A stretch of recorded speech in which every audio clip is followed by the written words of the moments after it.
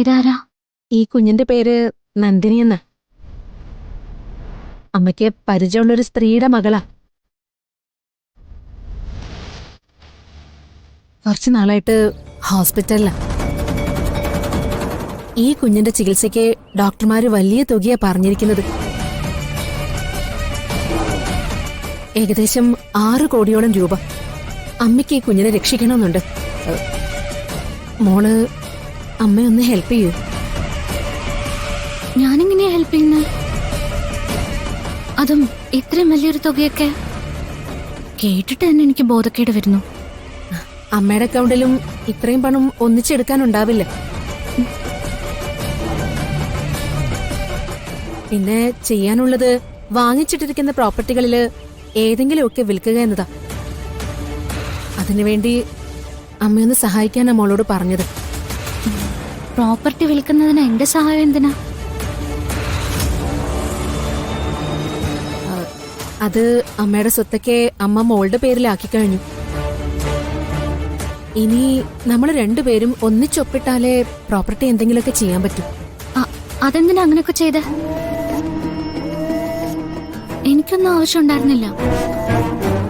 മോളെ, എനിക്ക് എന്തെങ്കിലും പറ്റിപ്പോയാ അതെല്ലാം നിനക്ക് വന്ന് ചേരണമെന്ന് ഞാൻ ആഗ്രഹിച്ചു. അതുകൊണ്ടാ അങ്ങനെ ചെയ്തേ. എനിക്കൊന്നും വേണ്ട. അതൊക്കെ നമുക്ക് പിന്നീട് സംസാരിക്കാം മോളെ. ഇപ്പൊ ഈ കുഞ്ഞിന്റെ ജീവൻ രക്ഷിച്ചേ പറ്റൂ. സോണിയ ബുധനാഴ്ചയല്ലേ അഡ്വക്കേറ്റ് പറഞ്ഞത്?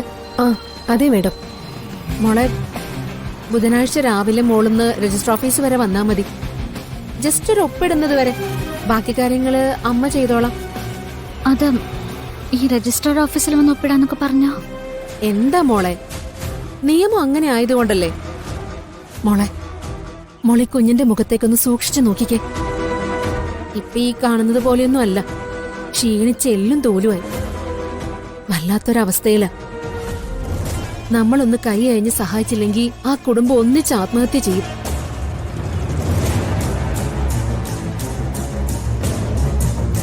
ഇഷ്ടം പോലെ കയ്യിലുണ്ടായിട്ടും ഒരു ജീവൻ രക്ഷിക്കാൻ അത് ഉപകരിച്ചില്ലെങ്കിൽ നമ്മൾ ചെയ്യുന്നത് ദുഷ്ടതയല്ലേ മോളെ? മോളെ തീരുമാനം പറ. എന്നിട്ട് വേണം അമ്മയ്ക്ക് അവരോട് വിളിച്ചു പറയാൻ.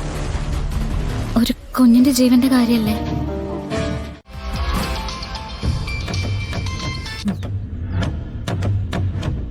ഹലോ. എന്തു പറ്റി എന്റെ കോൾ കെട്ടിയാൻ? നിന്റെ ഭർത്താവ് അടുത്തുണ്ടായിരുന്നോ? ഉണ്ടായാലും ഇല്ലെങ്കിലും നിനക്ക് എന്താ ഗൗതം? എനിക്കെന്താണോ? നീ എന്താ കരുതിയിരിക്കുന്നെ? എന്നെ ഈസിയായിട്ട് ചതിച്ചങ്ങ് ഒഴിവാക്കാന്നോ? നിന്നെ ഒഴിവാക്കാൻ എന്തിനാ ചതിക്കുന്നെ? നീ ആരാ ഗൗതം? വരുണിനോടോ സൂര്യയോടോ അച്ഛനോടോ നീ എനിക്ക് ശല്യമാണെന്നൊരു വാക്ക് പറഞ്ഞാ മതി. പിന്നെ എന്താ സംഭവിക്കാന്നറിയാലോ. അപ്പോ കൃത്യമായ തീരുമാനം നിന്റെ മനസ്സിലുണ്ട്. എന്നെ നൈസായിട്ട് ഒഴിവാക്കിയിട്ട് ഒരുപാട് കാലം നിങ്ങൾ അങ്ങനെ സൂചിച്ച് ജീവിക്കില്ല. എന്താ വേണ്ടെന്ന് എനിക്കറിയാം.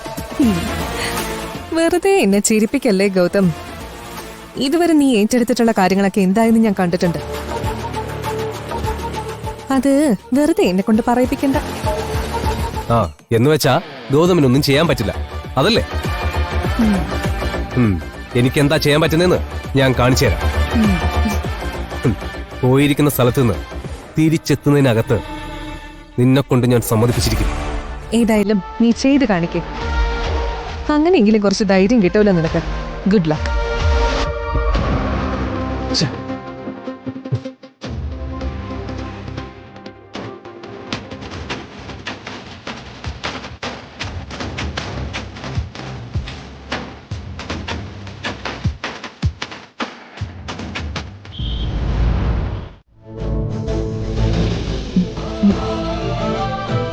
ഹലോ പ്രിയങ്ക, കൃത്യസമയത്താണല്ലോ. ഞാൻ എല്ലായ്പ്പോഴും കൃത്യസമയം പാലിക്കാറുണ്ട് സർ. തുടക്കകാലത്ത് എല്ലാവരും ഇങ്ങനെയൊക്കെ തന്നെ പറയാറ്. കുറച്ച് കഴിയുമ്പോഴാണ് പ്രശ്നം ഉണ്ടാവുക. ഞാൻ മുൻകൂട്ടി വാക്കൊന്നും പറയുന്നില്ല. കുറച്ചു കാലം കഴിയുമ്പോ ഞാൻ എങ്ങനെയാ പെരുമാറുന്നതെന്ന് സാറിന് മനസ്സിലാവുമല്ലോ.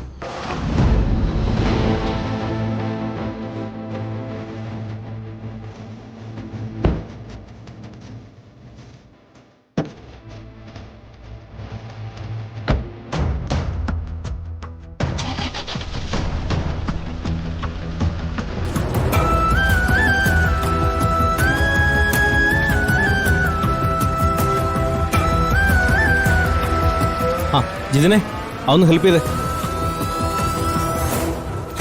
ഏയ് വേണ്ട വേണ്ട, അതിലൊക്കെ ഒരുപാട് പൊട്ടുന്ന സാധനങ്ങളൊക്കെ ഉള്ളതാ.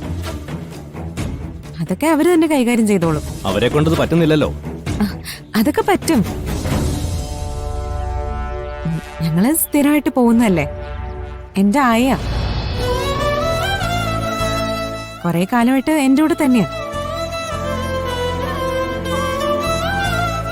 ആ കോസ്റ്റ്യൂംസ് ഒക്കെ ഒന്ന് അടുക്കി പെറുക്കി വെച്ചേക്കെ. ചെല്ല.